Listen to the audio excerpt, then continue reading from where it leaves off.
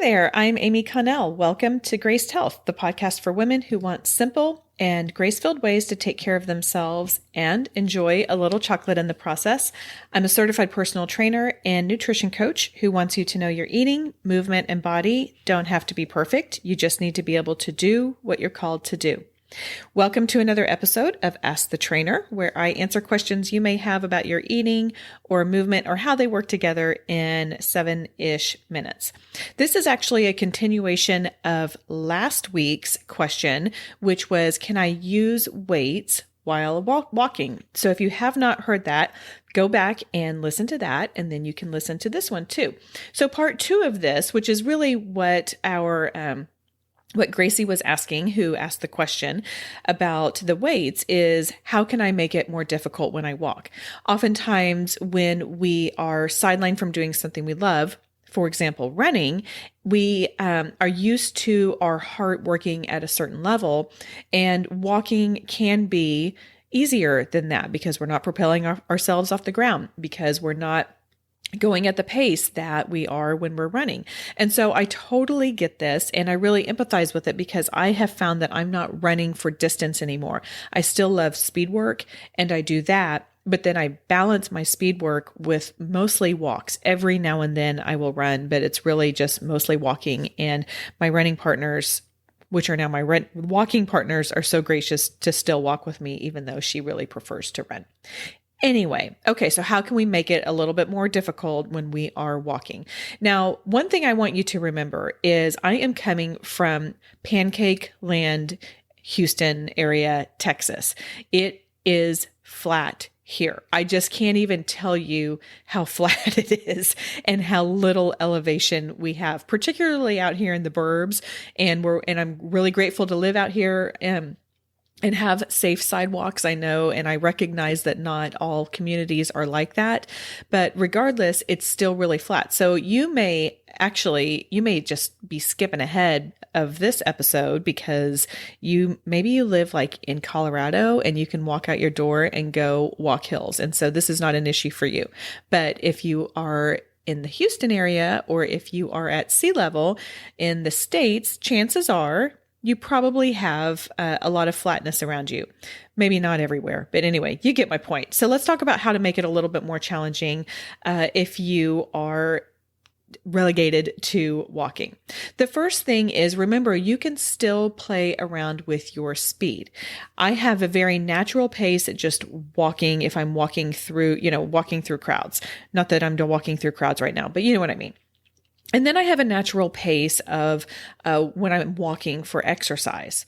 Now, every now and then, and I've been told I'm a fast walker, I don't really know, but every now and then I get with someone who is faster than I am. And it is really challenging for me to catch up or to keep up. And I will feel that the next day in my calves, in my shins. And, your body really will react and respond to a higher degree of difficulty. So you can still stay walking, but pick up the speed a little bit. Now, I don't know about you, but when I hear the word speed walking, I get that vision from Malcolm in the Middle. And the Bryan Cranston, I don't remember the character's name when he goes out there and speed walking. We don't need to do that. You can if you want, but I'm not recommending that, but you can just really pick up that pace. And maybe it's not for the entire time, but maybe you do that for 30 seconds and then you back off for 30 seconds and then you pick it up. So kind of employ that high intensity interval training, but you're still keeping that low impact. Another thing to remember is if you have some hills available to you, use them. That's a great way to get your heart pumping, but still keep it low impact with the walking. In my community, we have a railroad track that goes through the community. And so there is one hill that goes over that. And that is a really great way for you to utilize those hills. So walk up a hill, walk down a hill, maybe walk a little bit faster up the hill, and then take the route going down as a little bit more of a recovery. So find those hills. Just like we can use, the thing is right now, a lot of gyms are closed or they are not operating at the capacity that they normally are. So we can't get on a treadmill. And quite honestly, I believe in the benefits of exercising outside so much. The fresh air is good. The sunshine is good.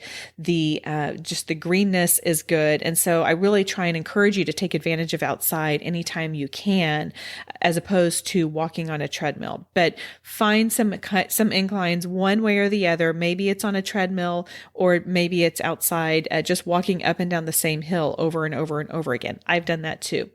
And then the other thing I will suggest is adding a weighted vest. Yes, I know I talked about this last week as well.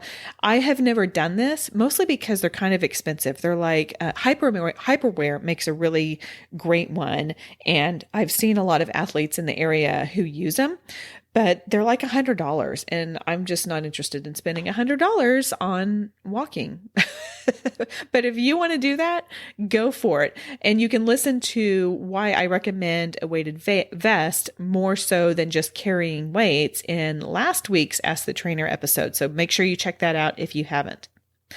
By the way, if your legs are not cooperating with you anymore and you're also having a hard time doing things like squats and lunges, make sure you get my free download, Squat Free Strong Legs, over at gracedhealth.com/stronglegs.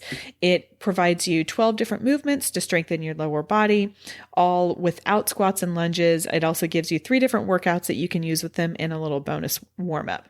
Okay, that is all for today. Go out there and have a graced day.